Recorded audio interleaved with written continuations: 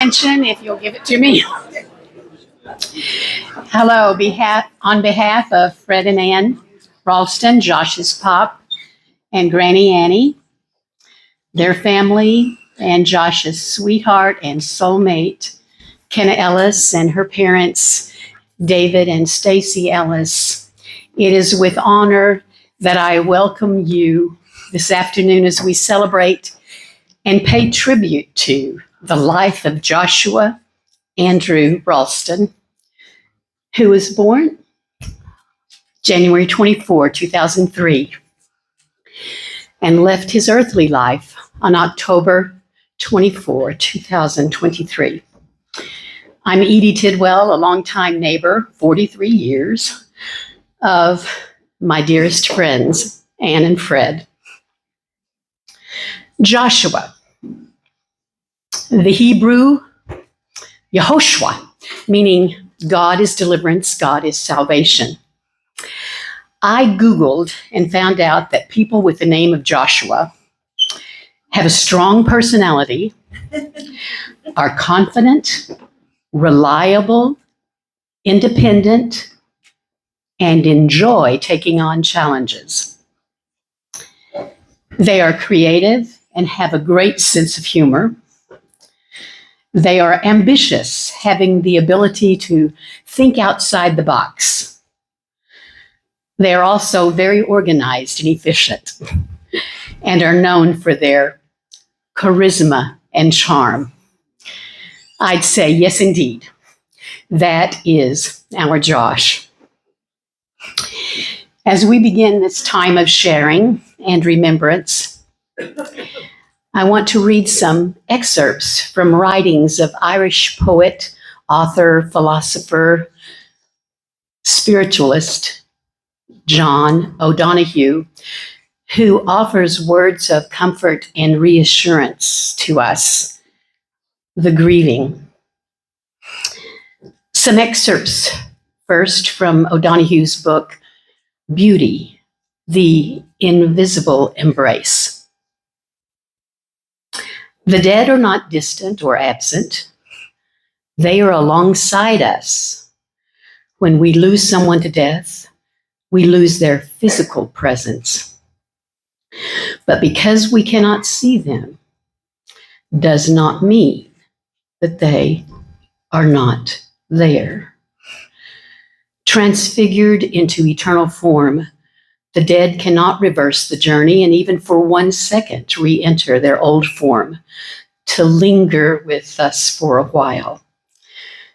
Though they cannot reappear, they continue to be near us. And part of the healing of grief is the refinement of our hearts, whereby we come to sense their loving nearness. In their new transfigured presence, their compassion, understanding, and love take on a divine depth, enabling them to become secret angels guiding and sheltering the unfolding of our destiny. We need to realize this, anticipate it, expect it, and welcome Josh with us in his new form. Now a few lines from one of O'Donohue's poems on the death of the beloved. These are just various lines from that. Though we need to weep your loss, you dwell in that safe place in our hearts where no storm or night or pain can reach you. Your love was like the dawn brightening over our lives, awakening beneath the dark, a further adventure of color. The sound of your voice found for us a new music that brightened everything. Though your days were brief, your spirit was live, awake, and complete. We look towards each other no longer from the old distance of our names.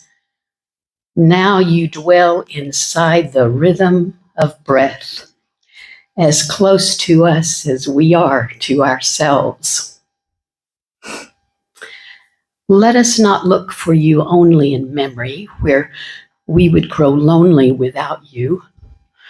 You would want us to find you in presence, beside us, when beauty brightens, when kindness glows, and music echoes eternal tones. May you continue to inspire us to enter each day with a generous heart, to serve the call of courage and love until we see your sweet face again in that land where there is no more separation, where all tears will be wiped from our mind, and where we will never lose you again. Josh's physical life was brief, cut short, unfinished, yet he remains with us, a new presence, endless. I close now with the prayer of St. Francis, which I think, whether Josh ever uttered it or not, it was a prayer he lived by. Lord, make me an instrument of your peace. Where there is hatred, let me sow love. Where there is injury, pardon. Where there is doubt, faith. Where there is despair, hope. O Lord, grant that I may not so much seek to be consoled as to console, to be understood as to understand, to be loved as to love. For it is in giving that we receive, it is in pardoning that we are pardoned, and it is in dying that we are born to eternal life. And now we open the mic for the sharing of words of remembrance to all of you. And we will begin with Pop, Fred Ralston.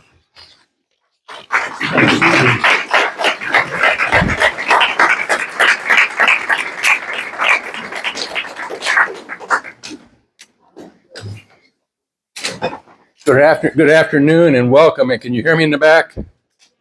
All right. Well, good afternoon and welcome. And anybody who wants to, younger people prefer, because if I get down, I can't get up, can sit down on the ground if they choose. I'm sorry we don't have enough seats. This is a little bit overwhelming, and what's wonderful, overwhelming. I'm Fred Ralston, for those who don't know me. Some of you might know me as Pop. I'm Josh's grandfather and Holly Ann's grandfather. I had the privilege, and I use the word privilege because Josh's and Holly's mom and dad delivered two treasures to us that Ann and I have just lived with for the last 20 some years, and it's just been wonderful.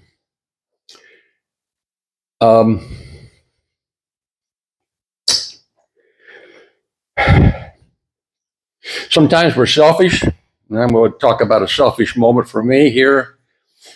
This was an incredible blow, of course, for a lot of reasons, but for me, it was a selfish reason. I don't have any family on my side. I have my wife's family, and they've been great and put their arms around me and been wonderful to me. And I have Kenneth's family, and they've been great and put their arms around me. But I don't have any family to speak of, so Josh and Holly Ann represented practically the whole show. So it was a real blow to me, and so I say that selfishly that it just hurts.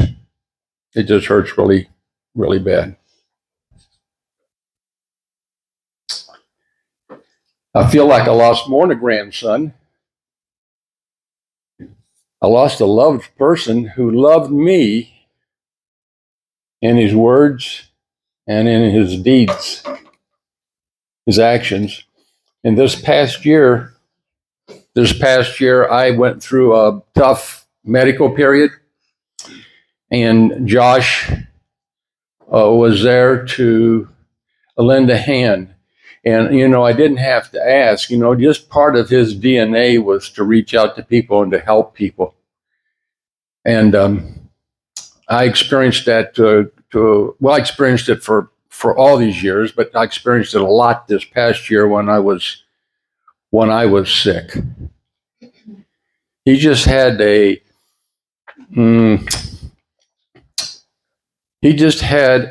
passion, a compassion for other people. And probably some of you have got some stories that would talk about that. If you had been to the funeral service, if by chance you came to the funeral service, you had heard his sister talk about the path that he took, which was his own, a bit unusual at times, but it's what worked for him. And I don't know how he got started on that path exactly, but I can tell you one story about how that path worked. So he, when he was at our house, he slept in a playpen till he was about 3, I guess. And at that time, he got a air mattress sleeping bag. And so he slept on Ann's side of the bed on the floor, and Holly Ann slept on my side of the bed on the floor. And then he liked to do, and he got up in the morning, he'd come around to the bottom at the foot of the bed, come up through the covers, get between Ann and I. Sometimes he wanted to wrestle, and sometimes he just went back to sleep. So that carried on, and then fast forward a little bit, he got big enough where he could jump up and plop down on the bed. And the same behavior. Well, that never stopped.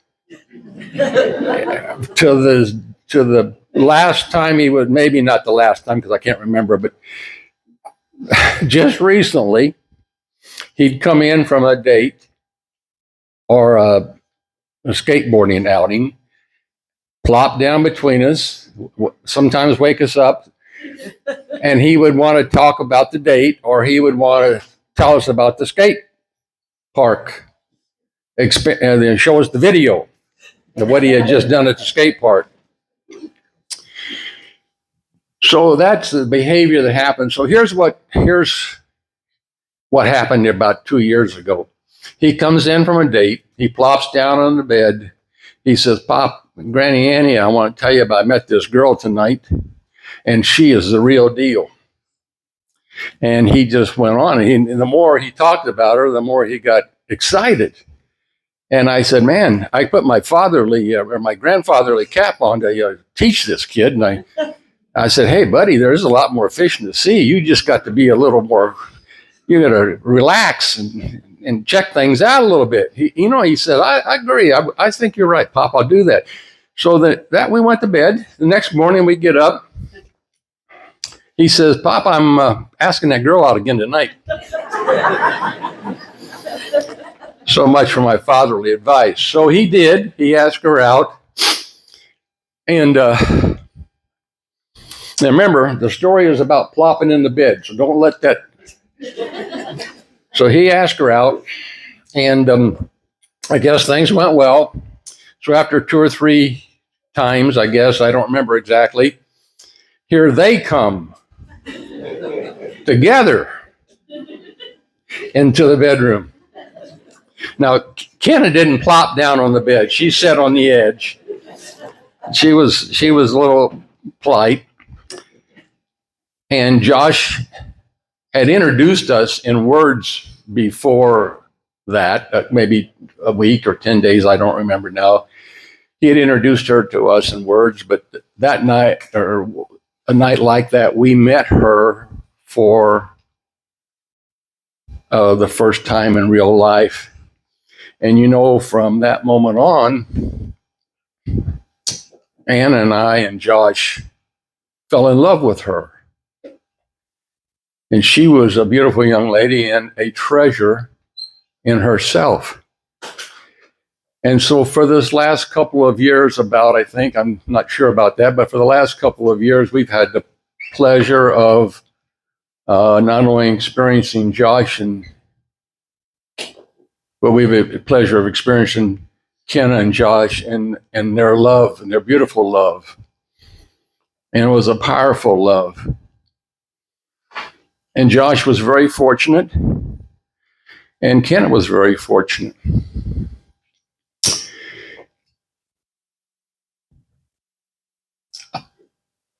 I don't know what happened with the accident, of course. And I hope it wasn't anything to do with that car. And here's why I say that.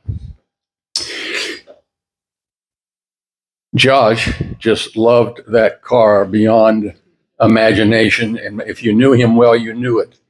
It was his pride and joy. In fact, he was lobbying his grandmother from about age 13 for that car.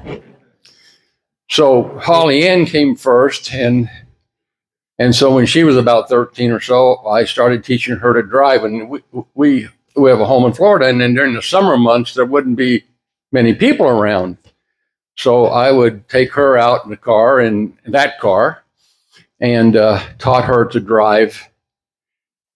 So fast forward, so she's going to get her license here shortly. And fast forward, here comes Josh, and he wants to learn to drive in that car because he wants that car.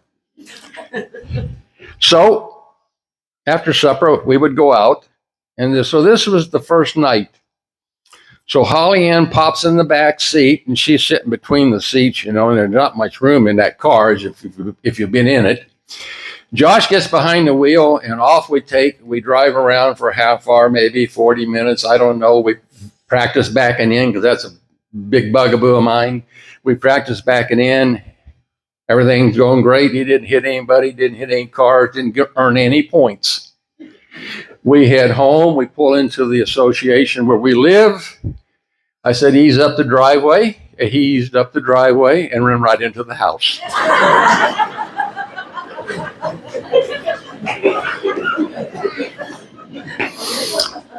Got out of the car crying. Ran into the house telling his grandmother, I'm never driving again. But the next night after supper, we got back in that car, and away we went, and he did fine thereafter.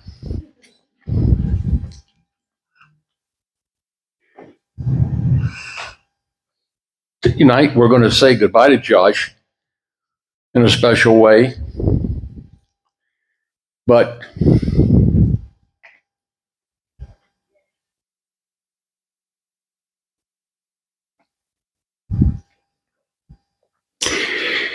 he will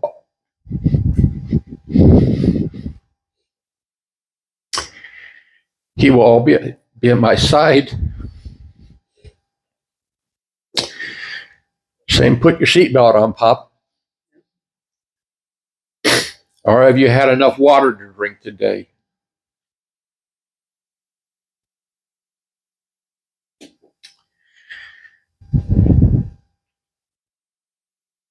He'll be there to help us. Because that's what he's about. Thank you.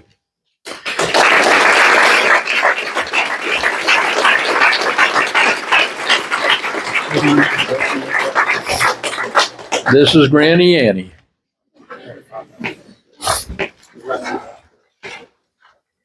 Thank you. Hello. That's Josh coming in the front door. And that's what he sounded like. And of course, I was excited to hear that. And then he had another, as you know, he had a lot of faces and he had a lot of voices. Another one, he kind of talked like this. Hello. anyway, I'd just like to take you through a few stages of his life. And hi, Lisa. This from when he was really young. So it was bedtime, and he was laying in bed, and he said, when I'm scared or I'm worried, he said, I meditate. And I said, oh, really? Well, tell me about that, So he hops up, crosses his legs, and he was like a sponge, really. I would honestly say sometimes, well, how did he know that? But anyway. So then I've got a story about a T-shirt. I took Holly Ann and Josh to California to see my sister Janice, her husband Mark, and their two kids, Bridget and Dylan. And they were, how old you were? Anyway, we'll say they were 3 and 5, 4 and 6. Well, and he was pretty even-tempered all the time. But this one particular day, I had laid out a T-shirt for him to wear. Can you all hear me? Okay. I laid out a T-shirt for him to wear, and he didn't want to wear that T-shirt. And for some reason, I was in my control mode, and I wanted him to wear that T-shirt. Well, anyway, he screamed and screamed and screamed. So I went inside. We were staying, our guest house is their RV. So I went into Janice and Mark's house. He was still screaming. So I took him into her bedroom, closed the door, and we just sat there, and I thought, well, we'll wait for him to calm down.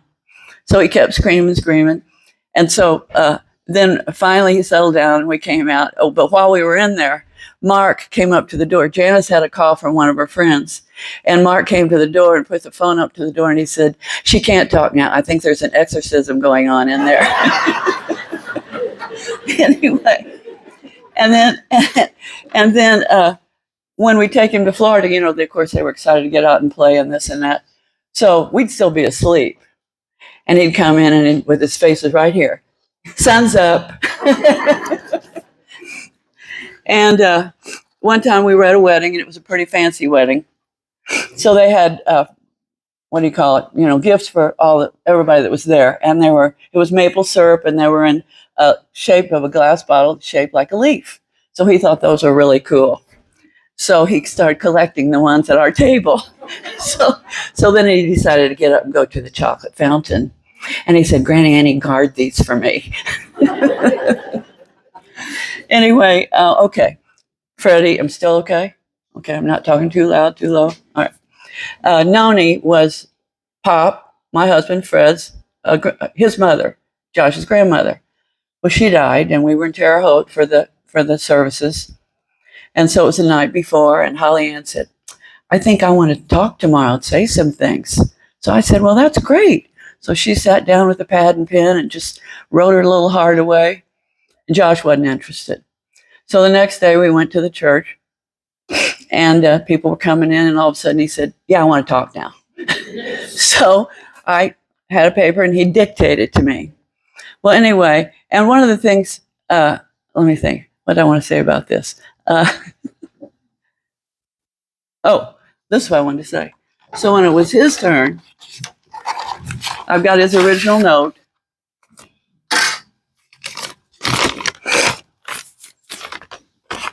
My name is Josh, and I'm Noni's great-grandson. When Noni came down on Earth, everything changed. Skies were bluer, grass was greener, and everything felt better. So good luck in heaven. I miss you, Josh. I also remember Josh was very protective. And one of the times I saw that was when Holly Ann was talking.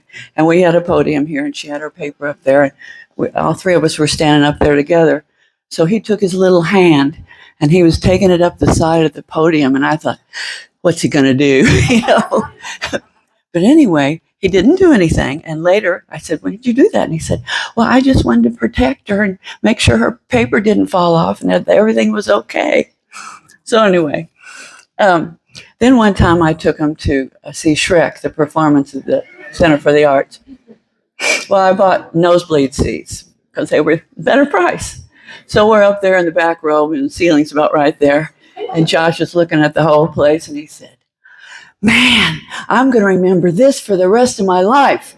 We didn't even see the show yet. I thought, wow, this was worth the price of this cheap ticket. So then we added on to our house. And let's see, Josh was probably about that tall then. And some of my siblings and different relatives came over. And so he wanted everybody to see the remodel. So he just started taking them on a tour. Now, here's the kitchen, here's the this, and here's the that. He was going out the back porch, but he pointed into our bedroom and he says, that's where all the magic happens. How do you know? Doesn't that sound like him?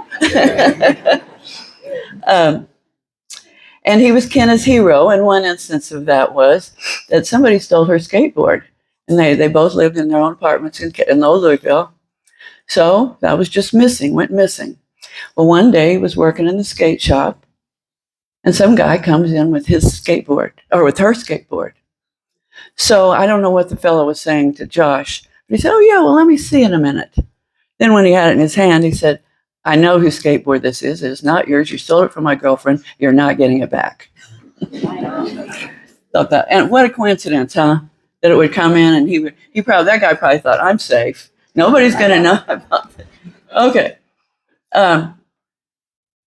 Then let's see. Okay.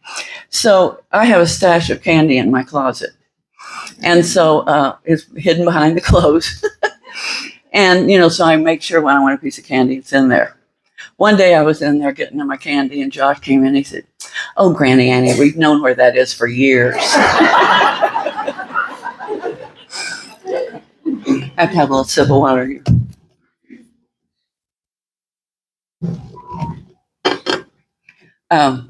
Then he was ready to move into a new apartment. So he looked for something that was cheap, and it was a third-story thing. So anyway, he was really excited about that. He said, I'm a man now. he said, let's see, I'll find my place here. I said, I will live in a New York apartment, third-story walk up. So that's how he made it cool. Anyway, and then he did say to Freddie and I later, he said, it only took me 2 months to move out, which I was tickled too, that he kind of had 1 foot still in our house and 1 foot in his new adventure. And then a friend of ours said to him, oh, Josh has got him a love shack now. Okay, I'll get a little weepy probably. So it was either last Thanksgiving or Christmas. And we were all at the table ready to eat, but Josh wasn't there. So I waited, and finally it was, Josh, it's time to eat. Well, he was up there looking for a picture of his dad to put on the dining room table. So that was how thoughtful and forgiving he is. Well, Pop already hit on this. He was very protective of us and wanted to know. And he said, here, Pop, this is a good drink now. This is a fit Gatorade, better than Gatorade. And he said he wanted to drive us to Florida because we're getting old now. He thinks. Anyway, one of his friends that came to the funeral home said to me, Josh was never afraid to be himself. And I agree with that. He just was, funny, fun, and loving, and goofy. And I loved his goofiness. I've got a goofy bone in my body too.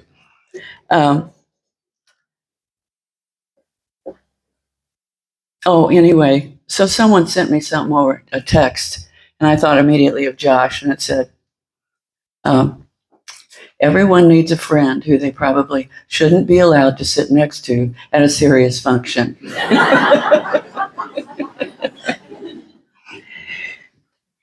And anyway, my thoughts are Josh belonged to all of us. He cleared a path for us to be playful and kind and loving and appreciative and respectful and forgiving. I read another quote recently. Life can only be understood backwards, but must be lived forwards. I was talking to a friend of mine and telling her about Josh, and she said, he left this world, our world, with his heart clean.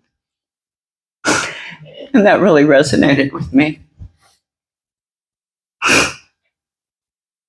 And I have one more Joshism for you. He had where's my husband?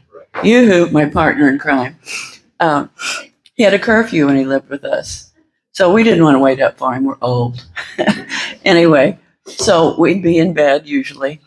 And he decided he could prove to us that he was in on time because he would take a picture of himself in the house. And of course, the text had the time on it. So to give you a good example, there we are in bed, me and my eye thing, and Pop with his breathing machine. So sexy, huh?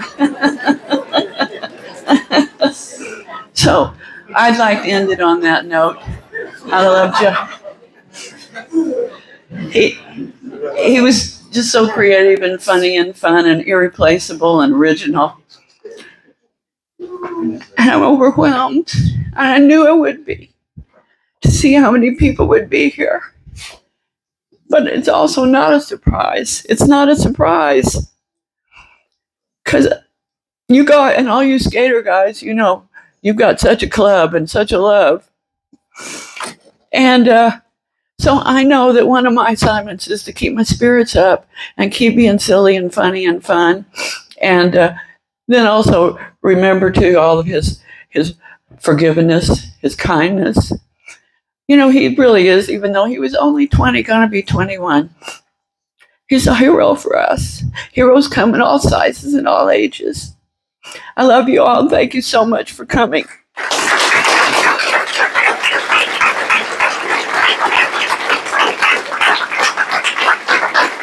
Are you standing by you, or are you okay standing by yourself?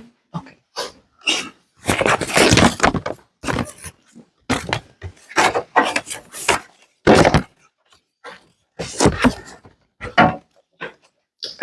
I'm Holly, Josh's sister. Growing up, Josh was always by my side, and we were together whether it was going to school, holidays, vacations, and so on. I used to wake him up every morning at 5 a.m. to get up for school, and it would take him forever to even get out of the bed. He would always come into my room and check out his outfit in my mirror, and he would turn to me and ask, "How does my outfit look? Do you like the shoes?" Whether it was at 6 a.m. or late at night, he always found a way to that mirror.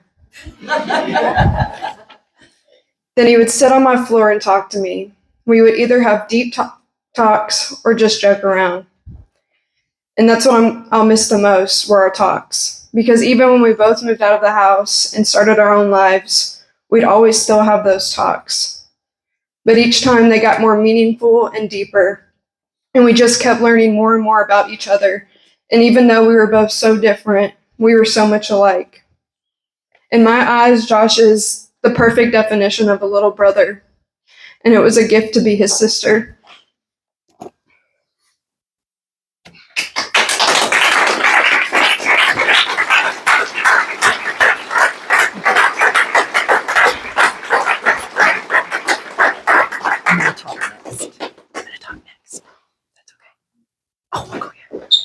For those who don't know me, my name is Connor, and it really was an honor to know Josh. From the time I was a boy to who I am now, I really do look at him like, you know, I grew up with him. I felt like he was my brother.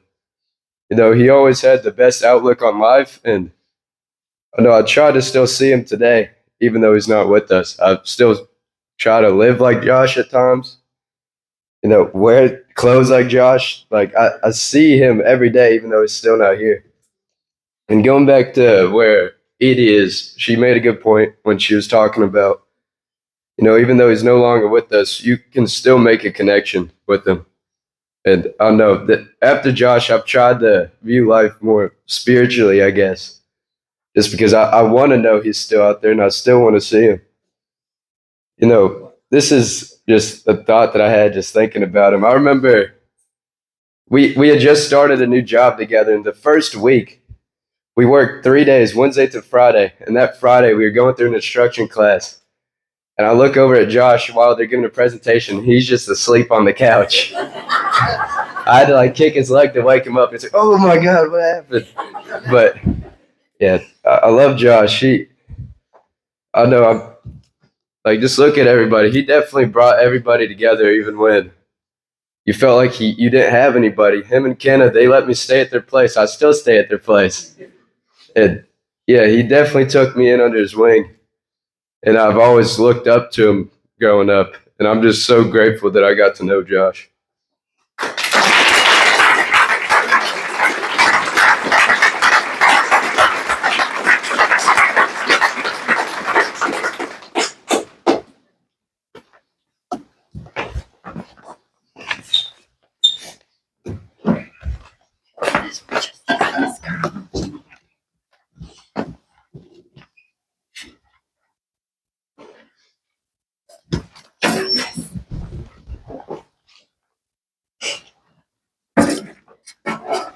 Hi, I'm Kenna. I'm Josh's girlfriend. If anyone doesn't know, okay. Be patient with me. I'm a little nervous, and the way I wrote it is kind of like a letter to Josh, and then also I kind of go into third person a little bit. So it's like, just be patient with me. But dear Buggy. Joshua Andrew Ralston, you're my lover, best friend, soulmate, shorty, and my other half. Our love and respect for each other could get through anything. Each day waking up to you and falling asleep with you was the greatest gift. I could always trust you with my tears. 1 second, sorry. Oh, sorry. I could always trust your love. You wiped away my tears when I was sad. We skipped when we were angry and had each other's side through anything. We always argued who loved each other more, and I always will argue I loved you more. I do know that my love for you grew each day I was with you, and it continues to grow even now. You are my first and last love, Buggy. Thank you for showing me how to laugh more. The time we had together was the most I have ever laughed. You always brought so much joy into a room. You were just so funny. I miss your jokes, even the bad ones. I love that we were able to grow together and individually. You made me a better person. I loved how you took your time to do something right. I loved that when you loved something, you loved it fully. You were just so cool, and I always bragged about you. Side story, I work at a swim instructing place, and one day he brought me a towel because I forgot it. And, I'm just so excited when he's around. So he came in and my boss brought me the towel, and she was like, "Who was that cutie?" And I was like, that's my boyfriend. I just was so happy to say that he was my partner and my boyfriend. I liked being introduced as Josh's girlfriend, I liked that people knew that title.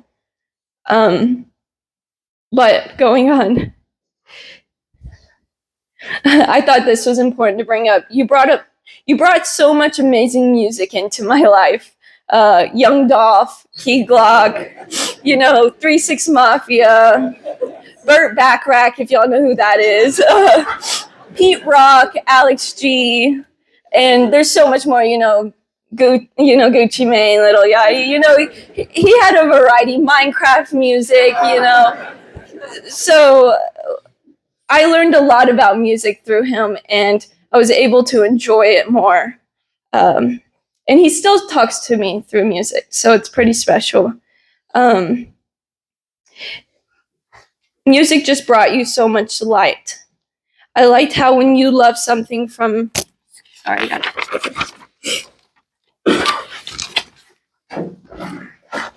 I liked how when you like something from music to skateboarding to Minecraft and Fortnite to Pokemon to your family and friends, you always gave your all.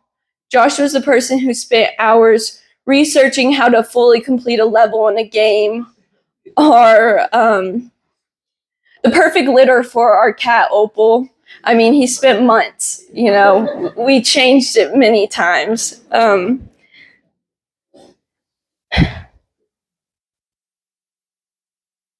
Sorry. It seems so simple, but moments like this made me love him even more. He was just so thoughtful. He cared so much.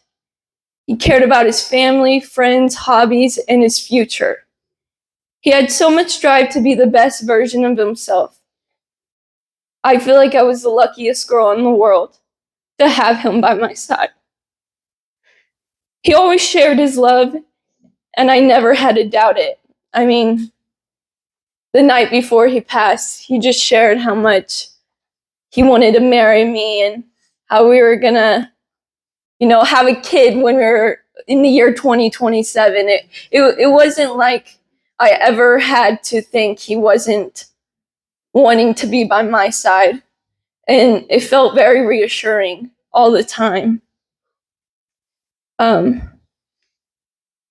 big thing that I did in the last 6 months is whenever me or Josh got home to our house, we had to greet each other at the door, right? So he had to come there, and you know, if he was home playing video games, I don't care. You come and you come give me a big hug, and it started to be our favorite thing of the day. You know, he would open the door and just stand there and wait to hear me running in, and I got that every day. You know, I was just so happy to I was so happy to go home.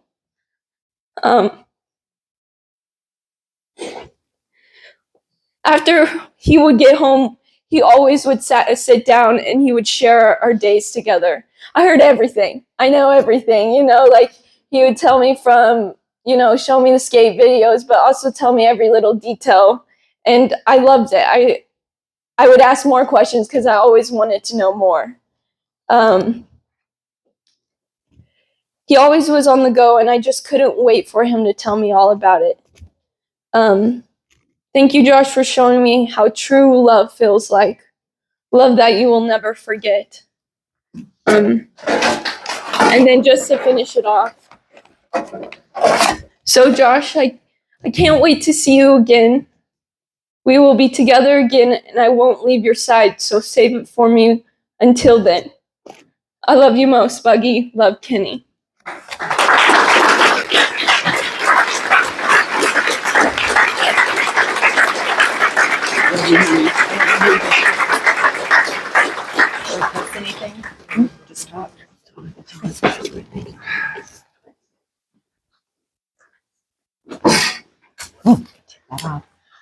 Hello, I'm Josh's Aunt Janice. I was just mentioned in Ann's story earlier, and it is overwhelming to see all of you skaters here and everyone that came. It's really powerful. Thank you. And like my husband and I were saying, Josh put every person in the room through somebody, some way. So as his aunt, what I've been telling people who don't know him in California is I said, first off, this kid has a smile that would light up, you could see it across a football field. And that smile was so big that it evoked a ton of joy, contagious joy. You wanted in on it. His spirit was so fun, and the humor that we're hearing constantly. He made everything funny. He made curfew funny. Okay, I'm wearing this too. And this isn't, when Josh told me about this on a visit, I fell out of my chair laughing that this is how you make curfew funny and you did this. This is one of many curfew pictures. This isn't one of them. He laid in between them while they're asleep, with his big shit-eating grin. Just, it was, I want a calendar. I want a collage of his curfew pictures. I loved his favorite thing is flipping the bird. That's right. He got Granny Annie to do it driving by the skate shop. Okay. As each day this week, we've had more and more family coming in. When Chris was arriving last, he's at the airport, and we all go, quick, let's send him a picture to welcome him, right? So first we did a normal smiley one, and with no one coordinated this, we all go, what would Josh do? Every single one of us. We didn't say, everyone give the finger now, when he was a fun prankster. And this is something that's come up because as we've been together this week at Granny Annie and Pop's house, my sister and brother-in-law, there's been many tears, but a lot of laughter, because this laughter comes up from Josh's memories, right? And so then it hit me the other night. I thought, all right, all today is all about what would Josh eat? What would Josh wear? And I was thinking, oh my Lord, if Josh were here planning how we're all together for celebrating, we have been doing at home pranks and things that Josh would be in on. And I won't get into the detail, but I'll say one of them is Anne has a lot of art in the house, for those of you who have been there. And there's an outline of a woman in the front hallway, and we did naughty things to her. Throughout the week, it was building. And later we go, Josh would have spearheaded that once he got the idea. We hid fake poop and really got somebody good with it. Josh would have totally been on that. A number of things, I think he's in the house with us. I think he's encouraging us to do this and I was reading the other morning that to be able to have some humor brings it levels you a little bit in these moments of deep pain. And it's what he would want. He wants us to be how, otherwise, that's why we're so attracted to just all the ways he is, Granny Annie took him to the orthodontist and he's wearing a erect something on his shirt, right? And now she thought it was kind of artfully hidden or something. She knew it was there. She didn't care. But apparently all the nurses were like, I love that she let him and he did that. Right? I just didn't want to come here and not give a shout out to this kid over here he's the apple of our eye since he was born. And when he was born, it was like Holly Ann and Josh was one word. Ann and Freddie lit up like Josh when they would say, Holly Ann and Josh are coming, Holly Ann and Josh. And I wanted to be in the skate shop when I went the other day, but I wanted Josh to be in there introducing me to all of you and showing me around. It's the love from your community. It melts me. I'm so happy he had all of you. And I don't have much more to say. I just am huge appreciation for this huge turnout of love. And long live Josh Hustle. Oh, one last thing. All week while we're getting ready, our new tagline at home is we had stuff to do to get ready. It was hustle and grind today. We got hustle and grind. So we're going to keep that going in our world that isn't skate world. But anyway, I'm going to hand this over to Noah, who's going to keep it going. I just wanted to thank you.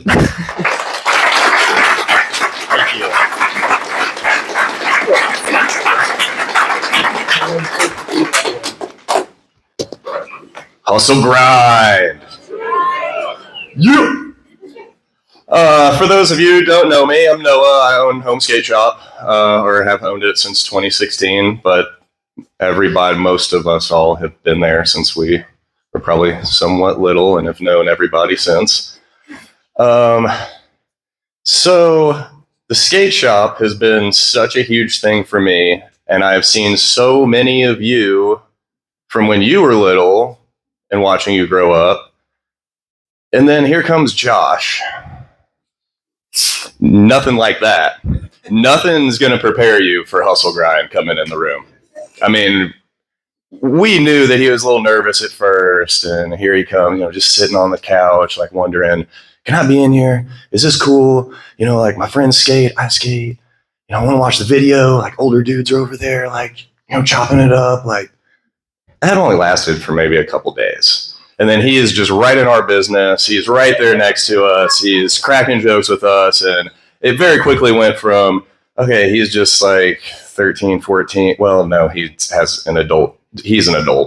Well, we're just going to go ahead and we can crack jokes with him just like anybody else. Or it just was so natural. He just had a way of just blending right in with whoever he was around, not even just in the skate shop. He started working for me when he was 15, as soon as he got a chance, first job. A lot of us kind of thought, should we make him go work at McDonald's? Or like, should we go make him do something like, not just skate shop, cut his chops a little bit? No, it was fine. He was awesome, instantly making things better. I honestly have a lot to thank Josh for the organization skills, the photo skills, the technology skills. Josh, the printer doesn't work. Oh, hold on a second. Let me check the thing. Oh, man, come on. It just needed the new printer driver update, dude. You should have just downloaded it and like figured out how to re-upload it into the system and da-da-da. All right. Thank you. And I'm sorry if I'm going to kind of go all over the place. I'm just going to try to do it from when he first started popping in. And so Josh slowly started skating with us all. He started seeing him at the park all the time. He started really wanting to be on that skateboard all the time. And any time that we were going to the park, jumping in the car. Anytime that we were at a video premiere, okay, where's Josh? Like it's too quiet in here right now. I know he's got to pop up somewhere. And then he gets old enough to start like really taking some trips or like getting involved in doing events with us, or it just the maturity level skyrocketed from just his being 15 working in the skate shop to ending up helping us move to our new location where we are and helping us build shoe shelves, helping us paint stuff. I mean, really it was just me, him, and Drew for the longest time. And every time I walk in that skate shop, when all of this kind of happened, I had a little bit of a chip on my shoulder about it. Like it was really hard to walk into that building and walk into that shop because everything reminds me of him. Even if I wasn't in that skateboard shop, it's, hey, we're skating. Oh, I need to go to the skate shop and we got to build this new shelf because if we don't do this before Christmas, we're not going to have a place for, oh, I'm coming. All right, let's go. Oh, we're going to go to, no, we're not going to Lowe's. Home Depot. He loved Home Depot. So we always had to go to Home Depot, even though it was out of the way. That's okay. You could go to Wendy's also while you were there. Love that. And of course, every time that we would do anything like this, oh, I forgot my wallet. All right, that's cool. Josh, just like probably a lot of us, he chose us. We were not ever necessarily like, I mean, of course, he was always welcome. But, he just had this way of like, no, you're my best friend now. Oh, no, you're hanging out with me now. And he did that to me on a fatherly level, which was not something that I ever had imagined. I'm 35. I don't like see kids anytime soon jumping into my life. But he was probably the closest thing to a son that I'll have. And that was huge that he projected that to me. I never thought about it. I thought like, oh, we're friends. And then the more that he just wouldn't let go of that, like, come on, Dad, you're teaching me how to drive your truck. Come on. Like, I don't know how to drive stick. We're learning how to do this today. All right, let's see. We can try it, which we never sadly got to do that. But every time that I'd do anything remotely involved with that skate shop or with my skateboard or whatever it is, it's always him. He's always there. If I'm in the shoe room and it's been back there for 2 hours organizing shoes, he's right there with me. Just like, no, man, remember, keep the New Balances with the New Balances. They can't touch the Converse. You can't intermingle. They have to be organized correctly. Okay. There's tons of stuff that I want to say, and there's a lot of stuff that you all want to say. And so don't be nervous. I want to try to pass this around. And if anybody just has even just like a quick, I love you, Josh. that's fine. That's fine. Like, just do that. But I think he would love to just hear everybody's voice create this big cloud that we can send to wherever he is. And he's going to know. I mean, he's somewhere in here right now with all of us anyway. But I think that would be really cool if we can just do this last little send off. And if you want to take some time, tell a couple stories, that's awesome. But I just want to, we all want you to. Please. Anybody want to start? Blake. Hey, my name is Blake, for those who don't know me. Good friend of Josh's. I actually used to be an employee of the skate shop before he worked there. And that's where I met him. It was probably like 10 years ago. I started there when I was like 18, worked there till I was like 21, 22. But he used to come in there when he was probably like 12 years old. And I didn't know him at the time, but he'd come in with his grandmother, and he'd always come in. He was really quiet, big grin on his face.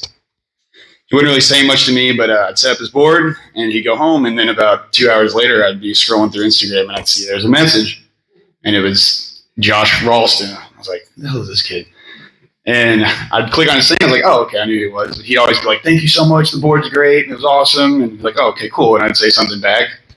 And that was that. And then, so around that time, I'm probably 21, and I'm going to bars and hanging out with all my friends and posting stuff on the internet of all the dumb stuff we were doing. And again, I'd get on the next morning, I'd see another message, and it's this 12-year-old kid roasting me for the shit I was doing last night. And I'm like, what the hell? Like, who is this kid?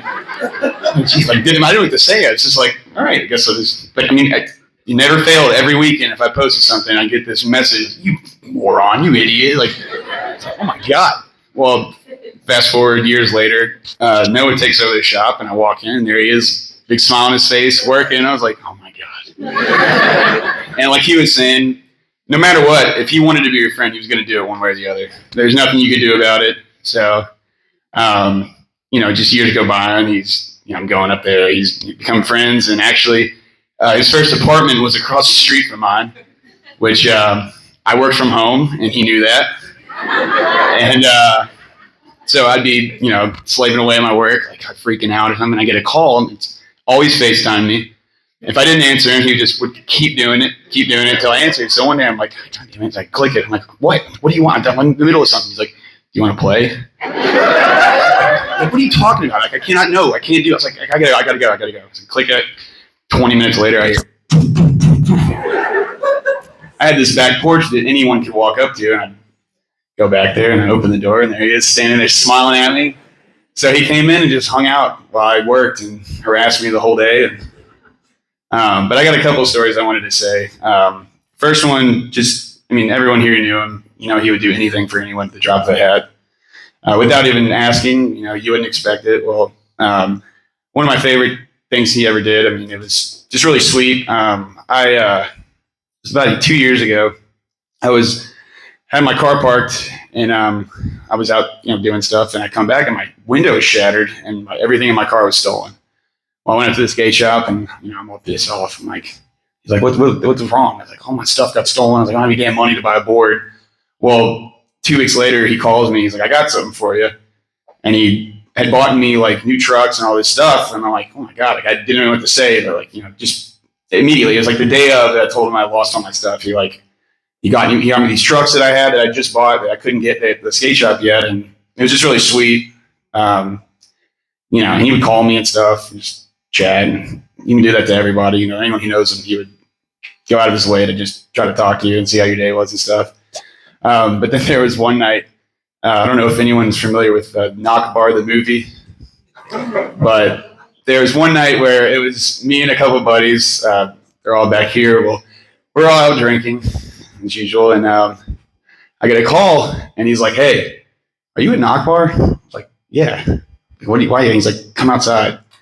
I'm like, oh my God. So we all go outside, and Johnson's out there, car parked totally illegally in the middle of the street, and he's like, laughing and stuff. And well, I don't think he realized what he got himself into. Well, he had brought in a bunch of Taco Bell, so we harassed him, stole his Taco Bell. He got out of his car to talk to us. We jumped in his car and stole it and drove it around the block. And he's got all this documented, and he made this crazy like edit and threw it on his Instagram. It's probably one of the funniest videos if y'all haven't seen it. But if I didn't, last story. This is actually probably one of my favorite things. One of the last things he did before he passed that I saw him. But I was at the skate shop, and his wonderful grandmother here came to pick him and Kenna up, and so they get in the car, and I'm sitting out there, and I look up, and there's his grandmother just flipping me off. And I talked to her today because I saw in the car Josh's big grin in the back, laughing his ass off. And she told me that when he got in the car, he was like, "Grandma, give him the bird. Just do it. Just do it."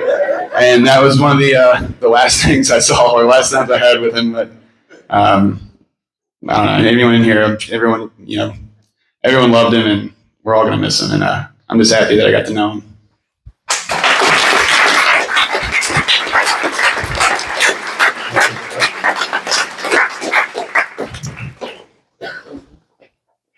Hello, my name is Randy Steinmack. I'm a friend of Josh's, more of a friend with his pop.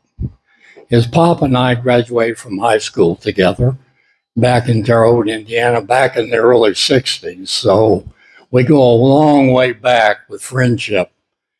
Well, in 2021, Josh had just graduated from high school recently, and my friend and I, Pop and I, had decided that we were going to take a trip to northern Minnesota to a lake called Lake Vermilion. Lake Vermilion sits up on the Canadian border in northern Minnesota, and it sits on the same latitude as the lake that was depicted on Golden Pond for all of us old folks that has ever seen that movie.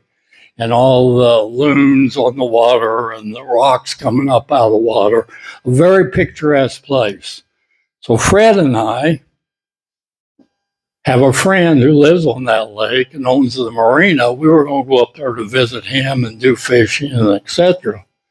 Pop says, I think Josh might like to go. What do you think about if I invite him? I thought, sure.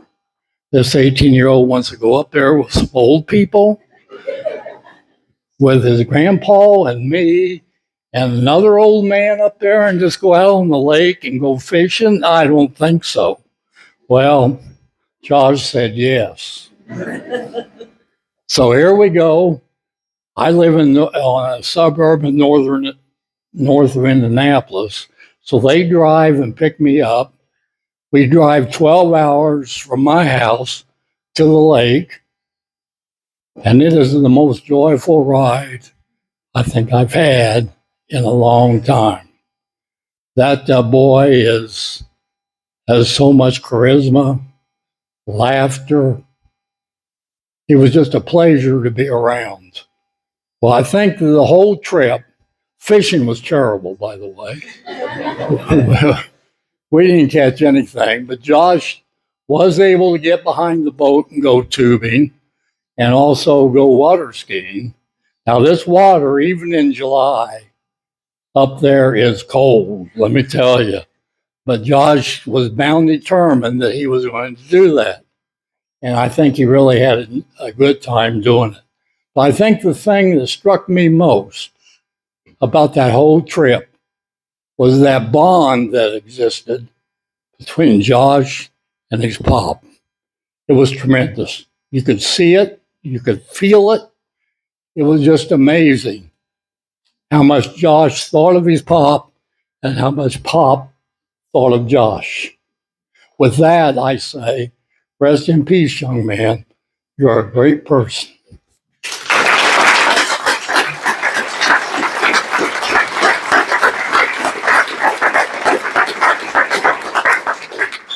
Hello, I'm Isak Guernsey, and I didn't know Josh as well as a lot of you here, but you didn't really need to know him too well to know he's a really cool guy and part of the community.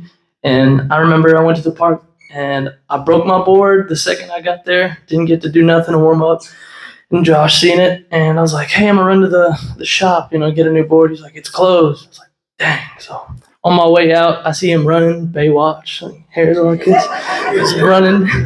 He comes back and he's got this board and just hands it to me. And yeah, that's just what I want to say. Dude was awesome. Great guy. Part of the community. And rest in peace.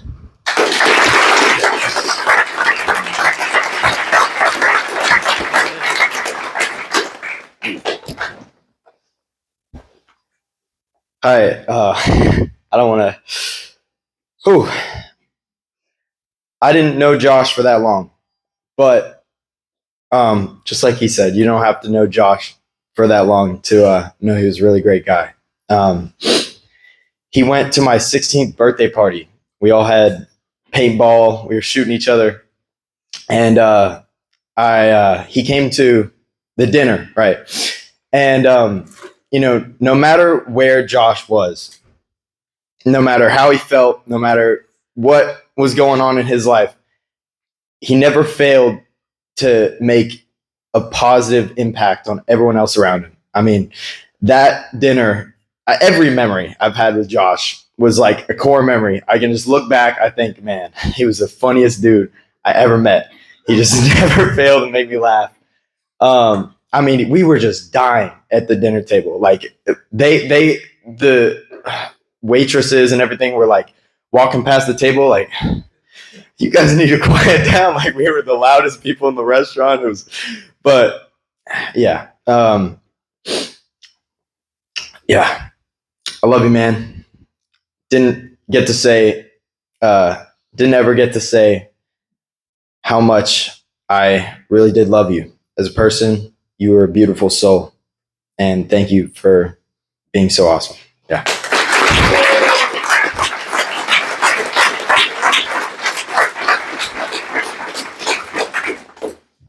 Hi, I'm Maddie, Kenneth's twin. Josh was a brother to me. He was family. Today I haven't been able to, like, emotionally, but I looked at our messages, and I like just scrolled up a little bit, and every text was just, "I'm so proud of you, Maddie. I love you so much. Like, I'm rooting for you. I support you." And I read over 10 of those, and I was like, he loved me so much. And I'm so thankful for the relationship I had with him. And on the worst days, he was able to make me laugh. I thought his humor, sometimes I was like, "Oh my gosh, Josh," or I would be like, you have to laugh, because most of the time it didn't make sense. And he had impeccable timing. It was just like, we could be sitting there and he says something. I was thinking about the story. Me, Dalton, Josh, and Kenna, we had board game nights, and we're playing Monopoly, which is a long game anyways, and he just turns on Jason Derulo for no reason. It's just keeps playing it, and 10, 15 seconds. No, the whole song. It just keeps going. And we were all like trying to talk over him, keep playing the game, and he's just nodding his head to Jason Derulo. And throughout that night, he kept playing Jason Derulo. For some reason, that was on his mind. Also, I just want to say, like, thank you, Josh. Kenna is the most important person to me, and you loved her, and you supported her, and you helped her through hard times, and I'm forever grateful for that. That's all you can ask for, like, for the people you love, that they have someone that loves them like that. I also want to just say thank you for the relationship he had with Dalton, and how they could Josh would make Dalton play Fortnite. Like, Dalton did not like Fortnite, and he would make him play it, and they would send each other silly memes, and it was always dumb, but they could laugh about it for hours. And I don't know, I know they're out there together playing games and making stupid jokes and driving fast cars or whatever they do, but I know they're just goofing around, and I'm glad they have each other. At the end of the day, there's not really enough words to explain how wonderful Josh was and how much we all loved him. I'm just thankful for him, and I'm thankful for the wonderful people I've met through him, and Granny Annie and Pop and Edie, and I'm so thankful that I had him in my life, and I miss him and love him very much. So thank you.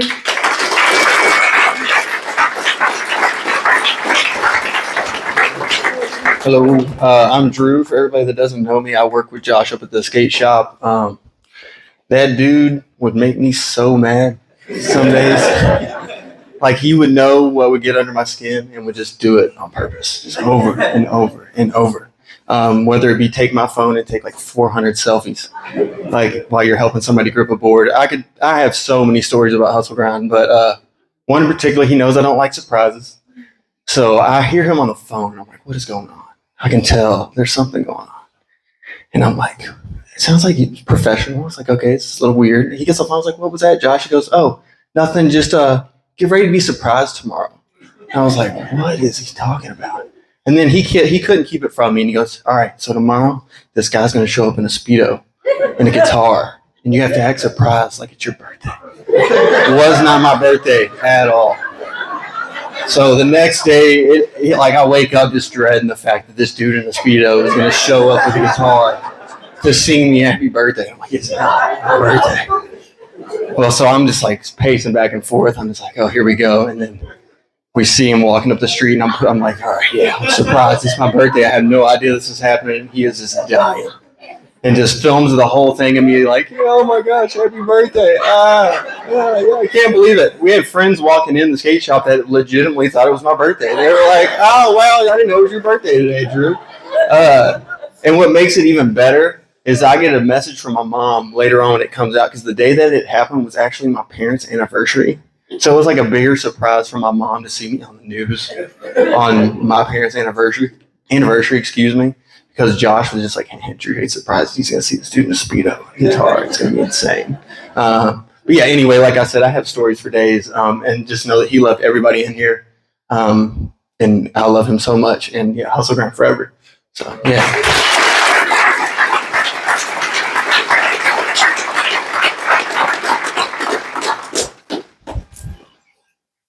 Hi, my name is Isaac. I also work with Josh over at the skate shop, and he got me my job there basically. Like, I don't know, in my head, I always imagined it as he was just like, he bugged Noah because no one knew me there and I didn't even really skate at the time. But I like kind of like always, it's the first time I went in there and I saw Josh, like, I basically just wanted to be like him, kind of like, I was like a freshman in high school, and I always just thought he was like the coolest kid that I knew.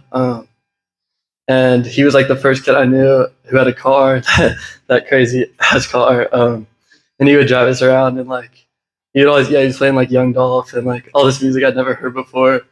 And yeah, he was such a great time to work with. Like, that's some of the best times in my high school like experience was when at first Noah, he wouldn't let us work together because he's like, hell no, like, you two are not running the skate shop. But I think eventually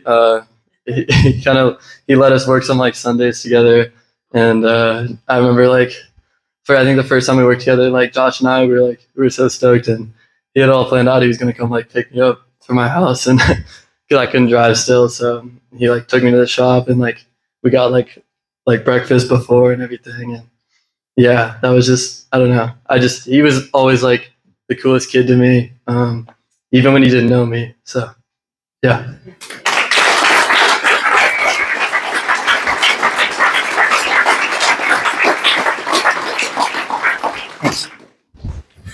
Hey everybody, I'm Uncle Tom. So a few years ago, Josh gave me these awesome shoes. Love them, hate them, they're Josh. And he bought these for me because I'm a deadhead, and he didn't have any money, but he just wanted to do something nice for me. So that was the beginning of our random gift exchange that we did for a few years, the shirt being one of them. So I've got a gift for Josh. My hometown in Florida, there's a bait shop, and I thought Josh might like this shirt.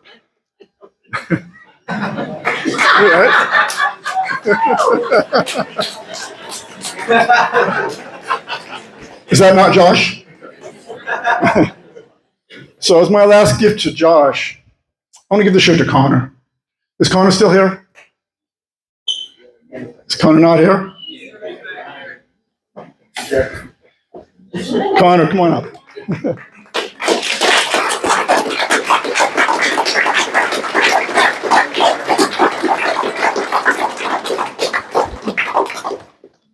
Take this as my last gift for Josh. Thank you. Dale?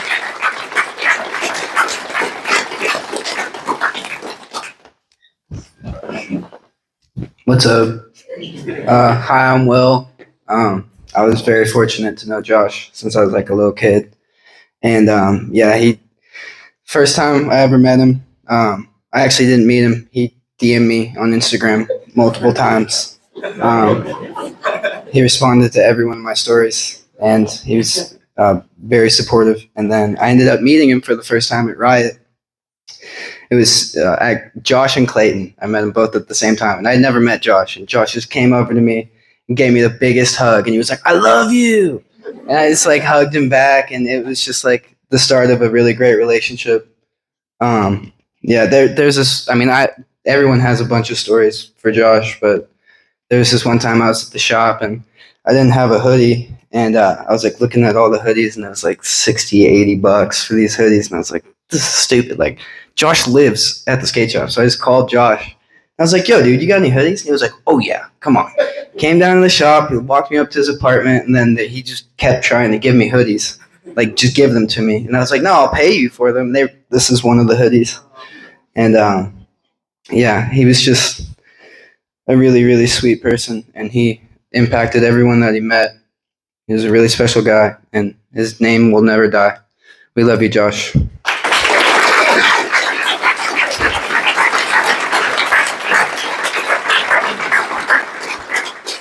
My name's Gabe. I worked at the shop with Josh. I owe a lot of things in my life to Josh. He did so much for me, and I wouldn't be half the man I am today if it wasn't for him. Same thing as Isaac. Like I went up to the shop and I saw him at the skate park, and I was like, geez, I want to work at the skate shop. And he was like, do the same thing that I did. DM Noah and annoy the shit out of him until he hires you. And I, unfortunately, had already tried that before when they were moving. I had DM'd them and was like, if you need any extra help, like, let me know. So I figured if I just bugged Josh enough, Josh would bug Noah enough. And eventually it worked out. And I know that, like, he knew how to push everybody's buttons.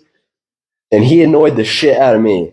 But I know that I equally annoyed the shit out of him by doing equally as stupid stuff to him that he would do to me. But I was always there for anything that he needed, and he was always there for anything that I needed. If I didn't want to go home a certain night, he'd offer me either popping Granny Annie's house or his apartment, or he'd ask Kenna. And even if he was like, I don't really want to hang out, he would still offer a place to stay. And I mean, I'd try to do the same for him, but I mean, he was such an amazing person. I am just very grateful that I got to meet him. Long live Josh.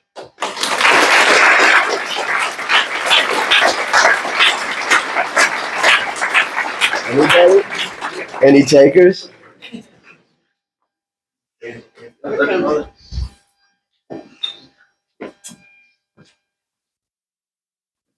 Thanks. Howdy.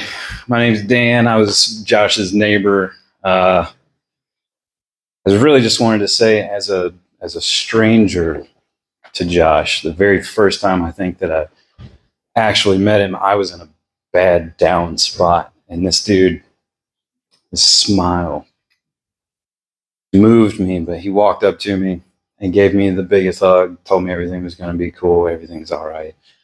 And from that point on, every time I saw him, was always smiling. Back in his car into the garage, probably playing with my cats in the window every time he'd leave his apartment. But I want to piggyback with what other folks have said, and whether you knew him or not, that dude just made you feel a special way. So I'm so happy to know him.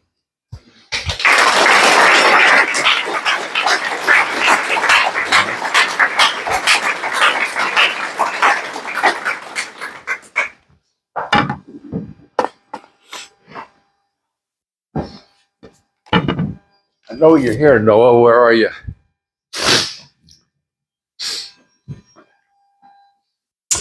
If no one else has anything else that they'd like to share, one more. Aha. Thank you.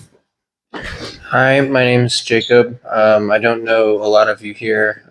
I am not in the skate community. My younger brother is, and you might know him. And I found out that my parents knew about this through my younger brother, which was very special.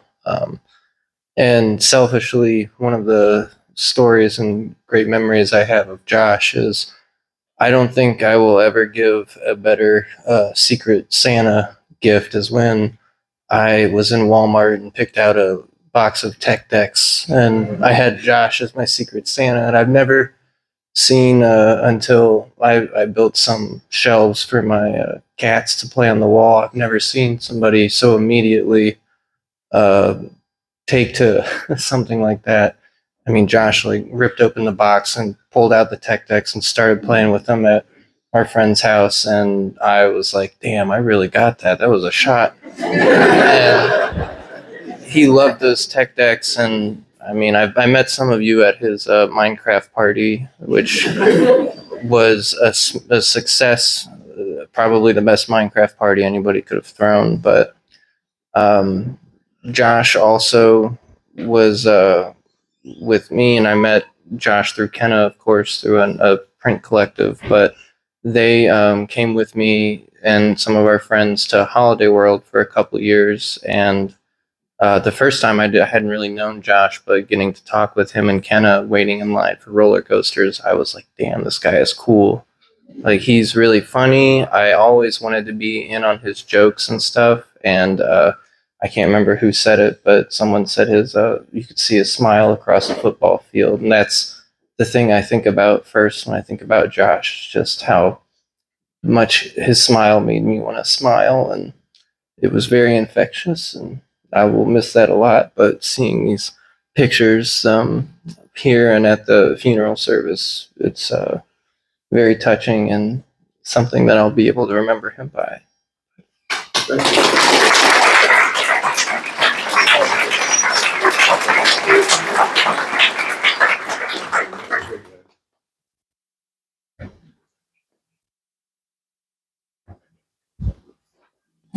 Does anybody? Oh, Mr. Jeremy. Just whatever happens, don't make me be the last one. There's a 17-foot long wall at the 1993 Skater of the Year's pizza restaurant, and there's a tile that says Hustle Grind on it, and it's gonna live there forever. And I mean, if you know me, I've had plenty of ups and downs. To walk into the skate shop and to have someone as young as Josh be like, send me a DM later to be like, yo man, if you need to talk, I'm always here. Because our paths have been so parallel. It's amazing. Nothing but respect for him. It's just whatever. Don't make me be the last one to stand up here and sing his praises, because for someone so young to have it together and whose smile is definitely infectious. Thank you.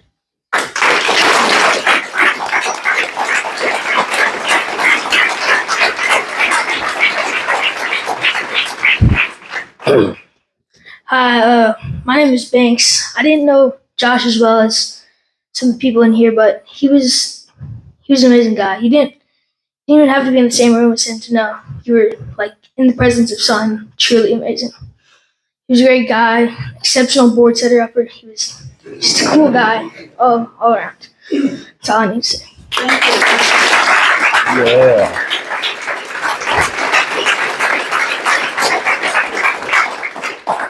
Yeah, Josh could set up a really good board. I know he would always try to tell me, I'll set up a board faster than you. We always had to time each other, trying to do that stuff, of course, because you're sitting in the skate shop for 8 hours. What else are you going to do? You got to make some type of fun. Anybody else have anything they want to say? Lillian?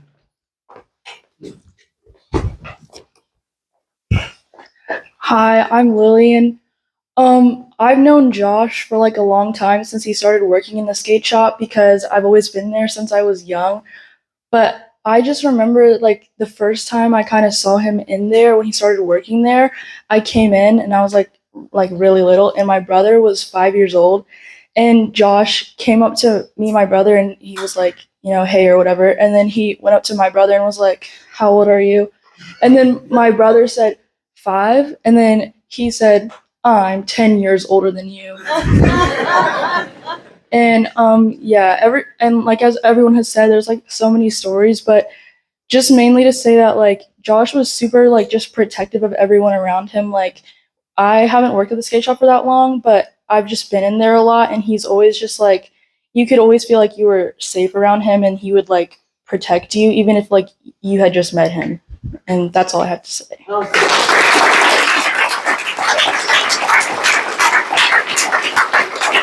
That just reminds me of when Josh left his hoodie at the skate park and then ended up seeing the gentleman around the Highlands that happened to be riding a bike that had this sweatshirt on, and he decided to jump in the car and drive all around the Highlands and find him. And then when he did, he pulls up next to him.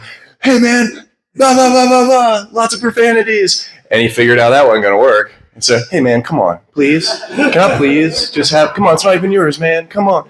I don't think he got the hoodie back. Can anybody confirm or deny? We hope he got it back. Anybody else want to say anything? Yeah. Oh, and another one. Hi, I'm Wyatt. I've have not seen Josh a lot. He's been the homie every time I've been to the shop, you know? I moved here from Pennsylvania 2 years ago, and I'm from Shelbyville, so I don't get to see go in the shop a lot. But recently, I'm not trying to be shameless plug or whatever, but I have a wax company, you know, and every time he's been in the shop, me supporting it and helping me set it up, and I don't know, he's been a really cool dude. And I remember one of the first times I went in, he's I'm like, hey Josh, what you doing? He's playing Minecraft. I was like, what? But I don't know, that's kind of just what I wanted to say. And long live Hustle Grind. We got another one? Is there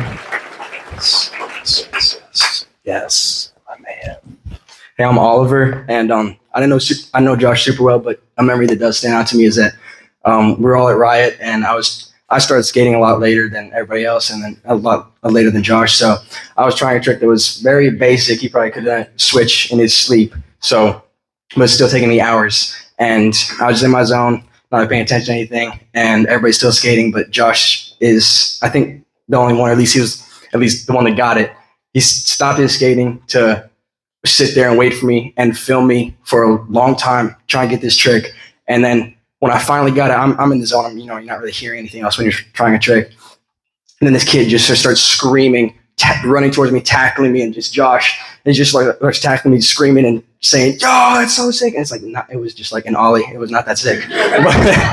But and then I watched the video later, and I couldn't really hear him in that moment live. But then when I watched the video later, I heard it the volume peaked so high because right when I landed it screamed. I'm not going to impersonate now because it not be enjoyable to hear, but in the video I was just thinking about it, wow, this guy he stopped his fun.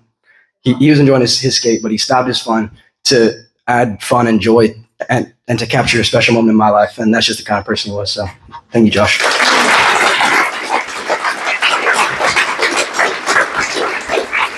I'm Levi. I got a lot of things to say about Josh, but I'm gonna keep it short. Ever since I met him when I was 12 years old, he's been a big inspiration on me, influence on all of my friends, all my friend group. Whether it was his ironic sense of humor, music. He's the one that made me want to start rapping, maybe want to do everything. Influence my style, influence pretty much everything. I'm gonna just keep hustling and grinding. That's all I gotta say.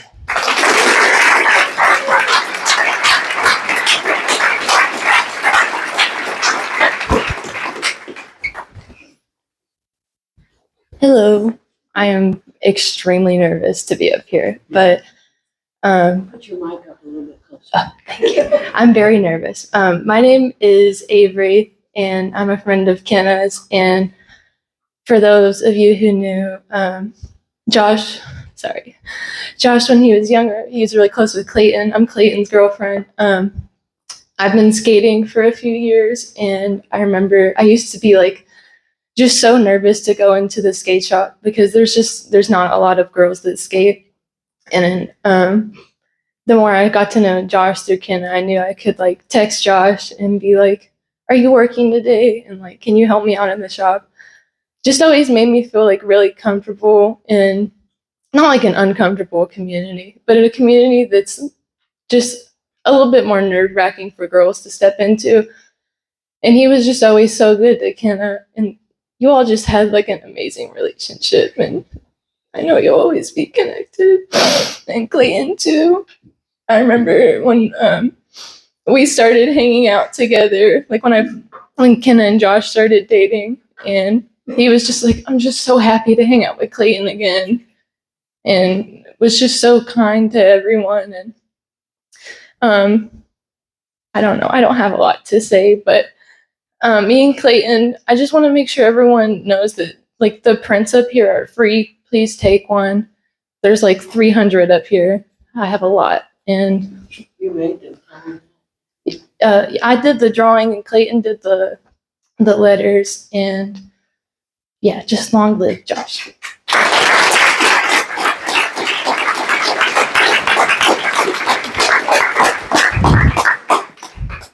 Hi, everybody. I'm Bridget. I'm Josh's cousin. And I hate public speaking. I would literally rather set myself on fire than be standing here right now.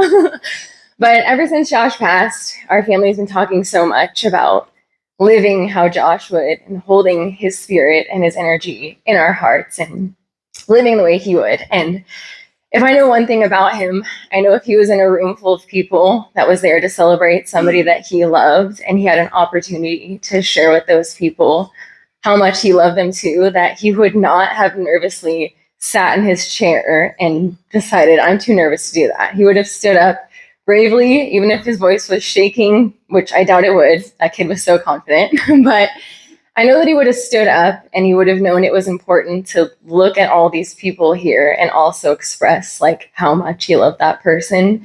And so I want to stand in Josh's energy today, and I want to live a little bit for him and do what he would do and just share that he was so special, and I want to keep living this way, not just today. I want to live like him for him.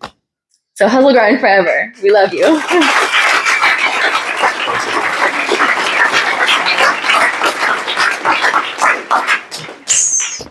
I'm Skylar. I'm Josh's cousin. Bridget gave me the confidence to come up here and say this. So I went into the skate shop. Where's Noah? Oh yeah. I went to the skate shop when I flew in and I said, "Hi, I'm part of Josh's family." And I was given like the warmest welcome. It was amazing. And I ended up talking to this guy who was chilling out over by the boards. And he told me, I was like, "Yeah, I'm Josh's family." And he was like, "Oh man, Josh, he was so amazing. He had so many friends. He had so many family members." And I was like, "Yeah, he has a big family. We're all here for him." And he said something that was so profound to me. And I can see it just looking around the room. But he said, Josh had a village. And this is Josh's village. So look around.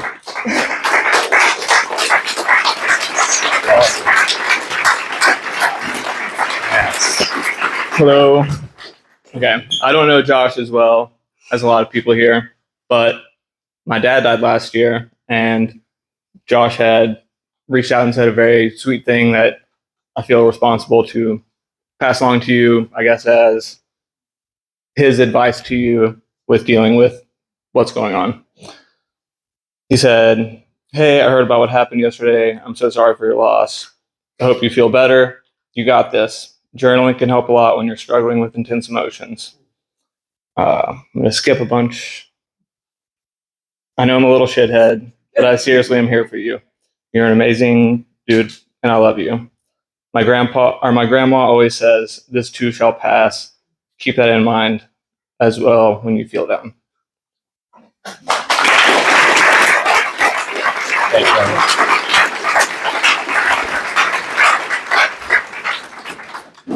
I'm Marty. I've known Josh for a few years. He was a lot younger than a lot of us, but I think we all still like looked up to him in a lot of ways. And I don't have much to say, but I remember I had to get a surgery and I couldn't walk for a while, so I just sit around and play video games before I could get back to work. And he had came and tried to fix my Wi-Fi, and he just did everything he could to help me out when I was really in a not a great place. And I was super proud of him, and he's seen me come a long way too, and I know he was proud of me, and I miss him, and I know we all miss him, and we love him. Yeah. Anybody else? Yeah.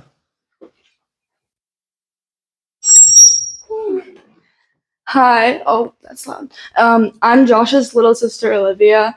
I'm not going to say a lot because there's too many stories to say, but one of my favorite memories of when I was outside playing with chalk when I was 4 and he was 9, he wrote on chalk over and over repeatedly, "Shrek is love, Shrek is life."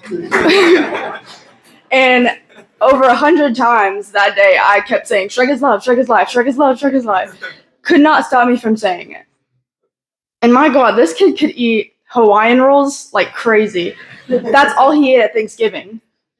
And I remember I was 3 and he was trying to teach me how to play Minecraft. He started raging when a zombie attacked the village and made all the villagers the zombie villagers. And that's it. I love you, Josh.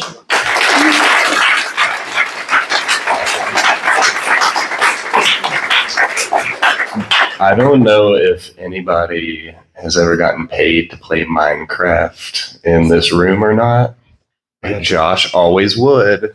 How's it going? My name is Wyatt, and the first time I met Josh was years ago. I walked into the skate shop, and there's a new video that I wanted to see. I told Noah, I was like, "Hey, we put on this video," and he put it on, and this kid comes up, he goes, "I already watched it, it sucks." I was like, I go, Noah. I was like, "Who is this kid?" He's like, "Oh, this is Josh. He started working here." And I looked at him, I was like, "Psh." I was like, he's an annoying little shit. And then who would have known? Weeks later, he would have been a big part of all of our lives, and he was a good kid, and hustle grind. Hustle grind.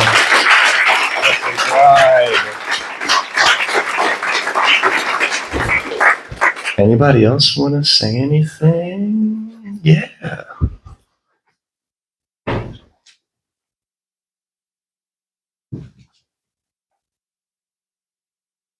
Thank you. Thank you. I'm Johanna. I cry at the drop of a hat. So, the thing that I want to say about Josh is that I'm obviously on the north side of 50, and he always treated me with such respect. I would go into the skate shop to pick up my son, and Josh always made sure to look me in the eye and say hello. And, you know, I hear so much from everyone here about what a cool dude he was and how he made people feel chuff. And, you know, he always made me feel seen. And it takes nothing to do that seemingly, but he had a gift for seeing who you were. And I've been sitting in the back, and just to see when people start to talk about him, the smiles on their faces and the light and the energy that comes into the person talking, as seemingly he's here now. I will remember that forever, and I'm just honored in my way that I knew who he was. And hustle grind forever.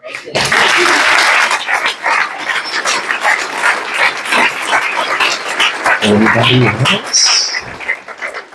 Anybody else wants? Yeah. Yo, how y'all doing? Josh was just, I don't know. He was just really special, y'all. I mean, he was just one of those kids. Like, I met him for the first time actually through his sister. I knew them, and like when I was really younger, he was just, sorry. He was just one of those neighborhood kids, and he was just so freaking cool. Y'all don't understand. Y'all don't like y'all understand, but it's so hard. Like I'm up here and tongue tied just how much I love the guy. Like he made your day better. Like you just wanted to be better while you were around him. Like I remember one time the first time I ever traded clothes with somebody was for Josh, and I had this Nike hoodie.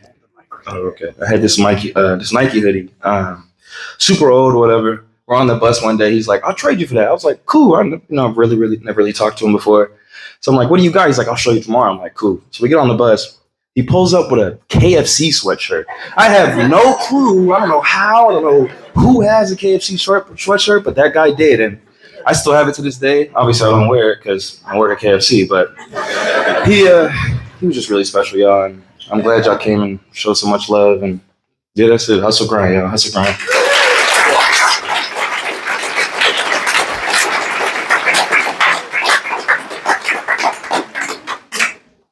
Anybody else have anything to say? I was going to say one quick thing that I don't know if it's always so great to rent to your employees, but it was pretty fun having Josh sneak up behind you out of the back of the skate shop when you're talking to a customer and go, "Hey, like, dude, really?" But that's one of the biggest things that I'll probably start to miss. That's just those little things, right? Does anybody have like a little thing? Paul? Hey, my name's Paul. I'm Archer's dad. I met Josh and all Archer's friends years ago. And before COVID, I don't know, it's probably 5-6 years ago, I invited Archer on a skate trip. Where do you want to go? We decided to go down to Florida, skate park at Tampa.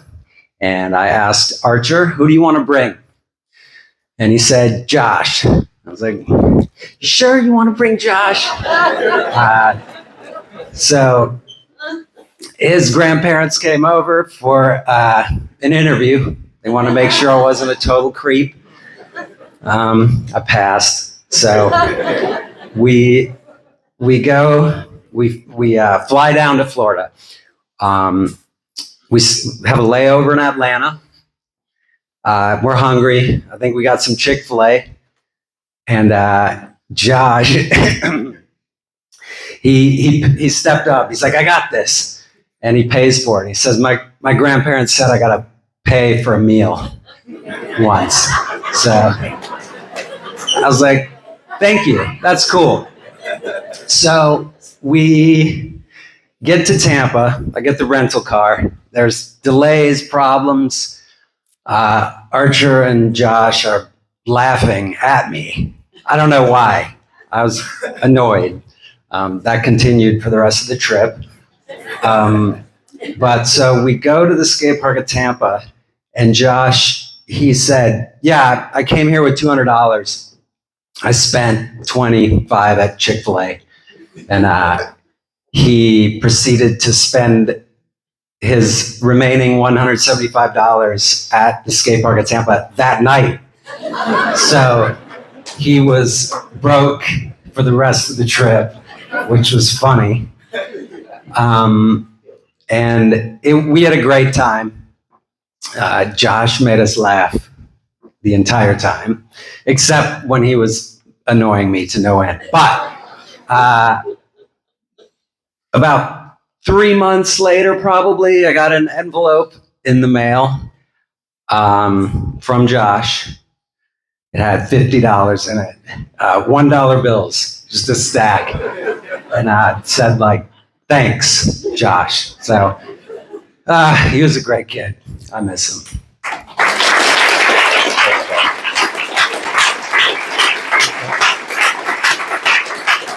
Yeah. Thanks, Todd. This is going to be real quick, and I hope it lands. I really do. I'm Bobby's dad. I'm Todd. Josh lived with us for a little while, but we were lucky enough that he would come over with Ken and eat dinner every once in a while. So the last time he came over for dinner, I have no idea what the context was, but he went on, I would say, a 3-minute rant, might be a little strong, but spirited discussion about how lame fade haircuts are. And after he got done, I was like, well, that's the haircut I get. Thank you very much.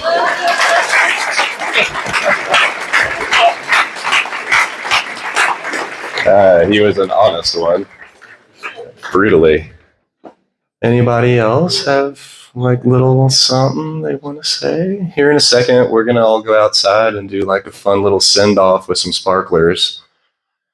Yeah. Well, this is a little known little known thought, but he had an immaculate hygiene of his ears. And so I was always seeing him around the house with these plugged in.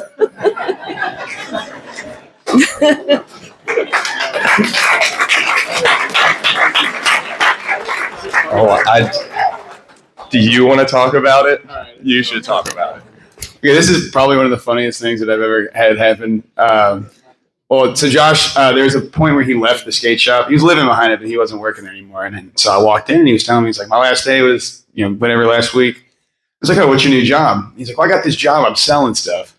I was like, yeah, what do you sell? And he couldn't tell me. He could not tell me what it was. He kept trying to explain to me in like different words. I was like, Josh, I think you're in a Ponzi scheme. And he's like, no. He's like, you just got to put in work, and then you get money after you do. I was like, that's a Ponzi scheme. So for weeks, I'd come in. We always break his balls any chance we got. But I'd be like, so how's work going, Josh? You made any money yet? No, it just takes time. We all gather. It was like an intervention. We all gather around like, Josh, you were involved in a Ponzi scheme. This is not okay. He's like, it just takes time. I'll be fine. So didn't ask him for a couple months. Just guess I was like, oh, we'll give him a break. And I come in one day. And I'm like, so how's work going? He goes, oh yeah, I left. That place was weird, man. I didn't make any money, and I was like, oh okay. So just anyone who didn't know, Josh used to be involved in a pyramid scheme, and it was great. Yeah. I was also there for that Ponzi scheme moment, and that was funny as hell. Just like Josh's cousin, I didn't want to come up here and say anything at all. Like, seeing all these people is kind of crazy. But she said that if it was me in that situation, I know Josh, even if he didn't want to at all, would come up and say something because he loved me and loves most of the people that he encountered for whatever reason. I had the experience of falling asleep at the skate shop multiple times and waking up, sometimes cuddling Josh. I don't know how he got there. I didn't even want to speak on it because half of the shit is so inappropriate. It's kind of crazy. Also, waking up to, I can remember 400 plus images in my phone randomly, like I'm at dinner with someone and open my phone up and there's just 400 pictures of this 14-year-old white dude in my phone. I have no explanation for how to explain who this is, but there's literally like this, I didn't plan on giving this speech or anything, but there's so many hours of moments and experiences that this dude made me laugh my ass off. And honestly, in the darkest times, like Josh was there, and I don't know if anyone knows, but was one of those people that would really behind the scenes really ask you, like, are you really good? Like, are you really okay? And something that not a lot of people do anymore to each other as much in terms of we're friends with 50, 60 people, and there's that 2 or 3 people that'll really check on you, and he was one of those. And again, like, I didn't want to speak on it, I didn't want to talk even, but I felt so convicted by the type of character he was in our whole community, let alone the other circles. This Minecraft circle I'm hearing about is crazy. But just in our community in general, like, he was a beacon of light. Like, his smile was really big, and you kind of have a feeling about important people and who impacts lives. You know, there's like NPC characters out here. And Josh is so far from one of those characters in terms of impacting people's style or impacting people's skating or just the confidence and commitment he went at trying something, a trick that he probably had no business trying and ended up landing type thing. Like, just a lot of memories that I won't ever forget about. And again, like I said, was somebody that was there for me in the darkest of times and no one else was.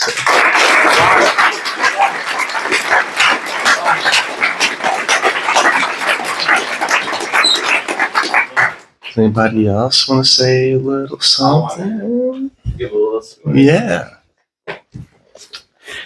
This one's kind of terrible, but Josh was just a goofy guy. He wanted to see everyone smile and laugh whenever he could. So I'm just telling this story in honor of his goofiness, I guess. This was a while ago, but I open Instagram Live, Josh Hustle Grind. See the little notification pop up? I knew if I opened it, I was going to be in for something, so I tapped that little notification, and I see somebody filming Josh inside of the McDonald's. And he has a chair in the corner of the dining room, and he's peeing on it. But all jokes aside, Josh was an amazing guy. He could be serious too. If I ever needed to talk to somebody about something, even whenever, late night, could hit him up. He'd drive me around the entire city, and we could just talk one-on-one about whatever. Rest in peace, Josh. Love you, bro.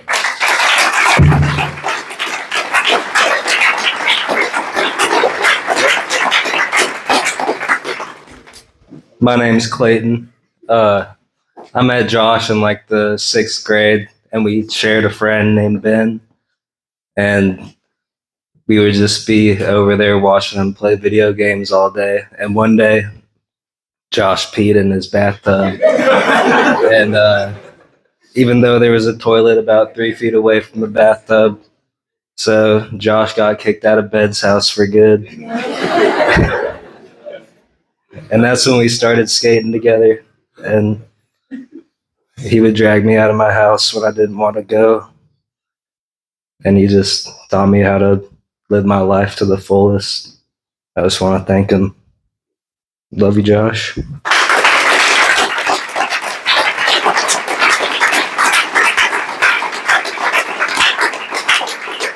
Was it you and Josh that were just driving around and had to come to my house because you guys were close by? I never in my life would ever think, it's past 10 o'clock on a Saturday, I'm going to pull up to my boss's house. He's going to really like that. That's a good one. Anybody else? Edward. Yeah. Hey, I'm Edward. It's pretty wild to see that whether you were a kid or a grown-ass man, you could look to this 20-year-old kid and just, whether you were having the worst day of your life or whatever it was, you would just feel better. So I'm somebody that likes to talk a bunch of shit. Everybody knows this. And I've never met a kid that reacted so positively to it. Where, I can get salty. He wouldn't take it. He would just give it back so good, in such a way that you just couldn't be mad at him. And it got to the point where, he started working at home when I wasn't here. And so most of our relationship was just through Home Skate Shop's Instagram and through his own eventually. And it was mostly just shit talking. But when I came back to town, it wasn't under the best circumstances. I wasn't in a great place. And the first time I really got to see him was in the shop, cause I wasn't here. And it was like we had been friends forever.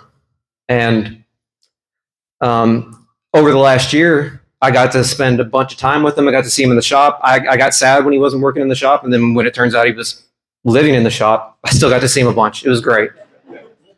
And then, I'd go down to the skate park at night and I'd see him there. And it just got to this point where I was just so excited to see him. I would take my dog walking through the neighborhood, see him pulling into the garage, get out, talk to him for a while. And I just, no matter what kind of day I was having, his smile would make me feel better. And I love you, Josh.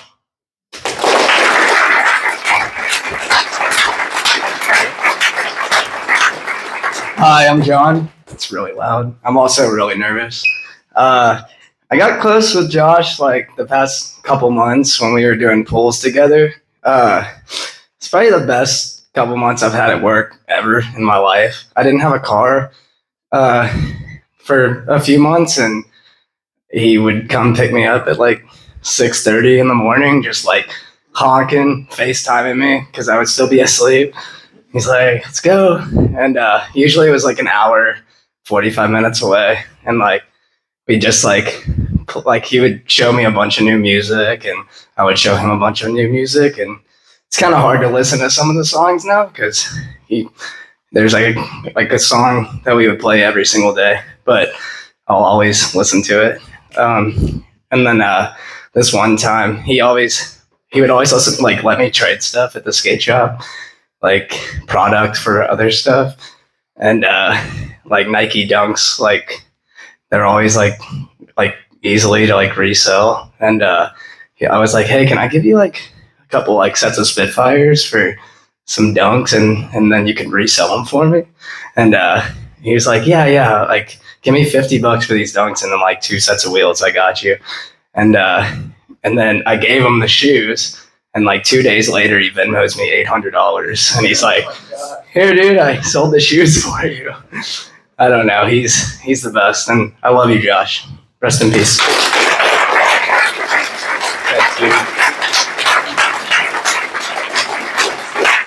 That transaction was not approved by me.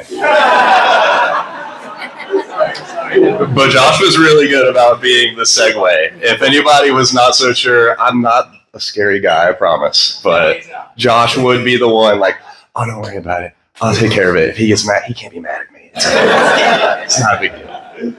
Does anybody else want to say anything before we go outside to send him off? I think the very last thing that I just want to say is thank you first for everybody being here, taking your time out. I mean, of course, we would.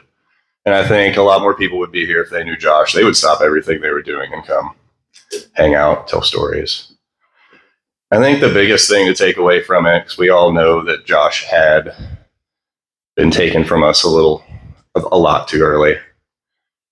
But with all the stories, it's like, it's not how long that you're going to be here. It's what you do with the time while you're here. And I honestly think that he lived a bigger life than, I have. I got still some living to do, but so far I feel like his energy is something I could never imagine. Do you guys want to go set some sparklers off? Yeah. Yeah. You didn't say anything? Great. Wow. Love you, Pop. Thank you. Hey guys, hang on. Whoa. Just a second. Hold up. Hang on. We're gonna the sparklers over by the door, so we're gonna pass some out, and then we're gonna go outside and send Josh off a bunch of love.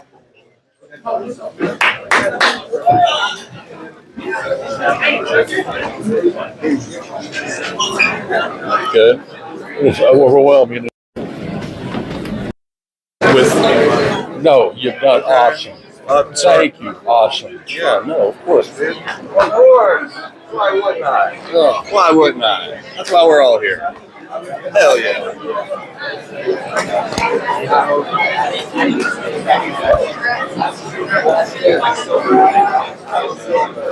Oh, I gotta go find my code.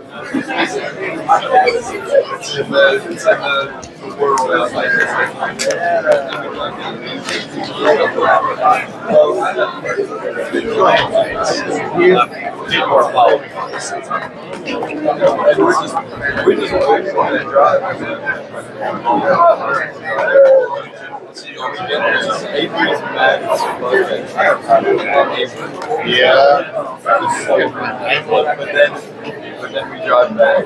You drive from That's different. Get it? Make it Over here. Felt like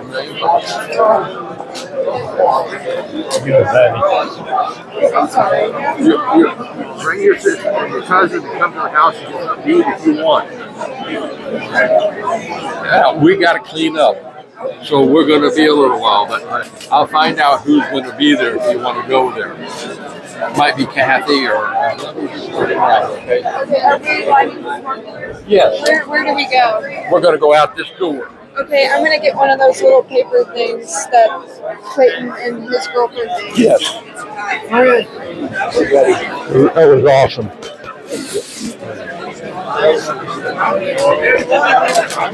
That was great.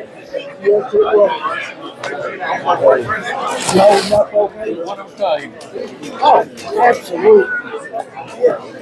Thank you so much. Yes. A lot of nice things said. You got that?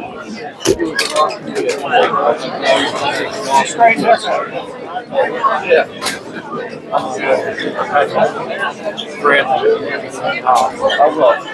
I will be saying.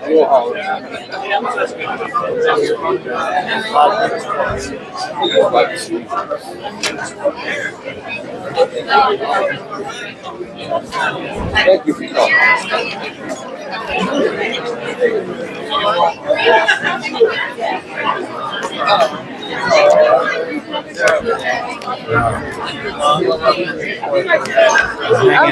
Okay. I'll be in touch. How do I get like the pins? Okay, can you get this to Mark? Because I can't get that off. I don't know who Mark is. Hey, dear. I was sitting behind you. I'm Josh's grandfather. I'm so sorry. I don't know what to do. I don't know who Mark is. Uncle Mark. Excuse me. Get the full experience. Oh, thank you. Hello, hello. Actually, we're talking. Oh, did you? Yes. Well, it's.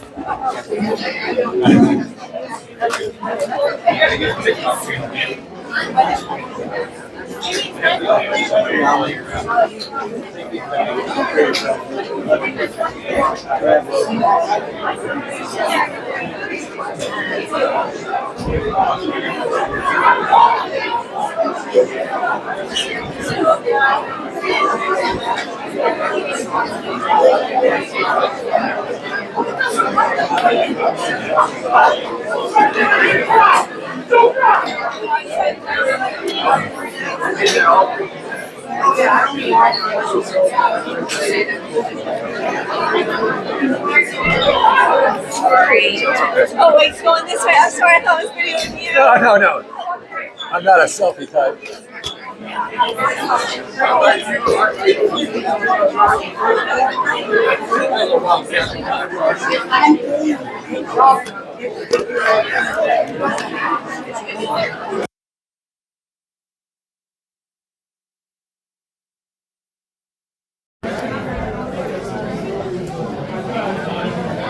Thank you for coming.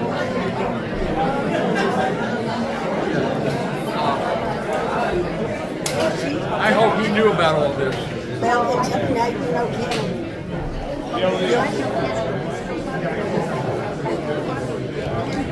Really? Yeah.